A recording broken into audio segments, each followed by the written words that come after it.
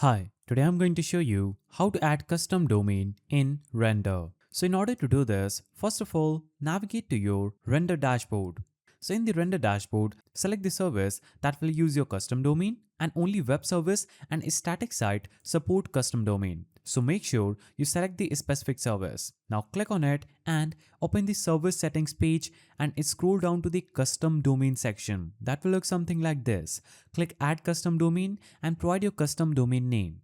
Now, after providing your custom domain name, click save and your custom domain now appears in this list. Now, if you add a www subdomain, Render automatically adds the corresponding root domain and redirects it to the www subdomain. This is shown in the screenshot above. It will look something like this. If you add a root domain, Render automatically adds the corresponding www subdomain and redirects it to the root domain. And a domain does not yet point to the service. Next, you will have to configure your DNS. So, first log into your custom domains DNS provider such as Cloudflare, Namecheap or GoDaddy, navigate to the DNS settings for your domain and add the DNS records for your domain based on your provider. Then, return to the Render dashboard and verify your domain. So, return to your service custom domain settings in the Render dashboard, click verify button next to your custom domain, and if the verification fails, your DNS settings might not have propagated yet. Wait a few minutes and try again. If the verification succeeds, Render issues a TLS certificate for your domain and updates the verification status.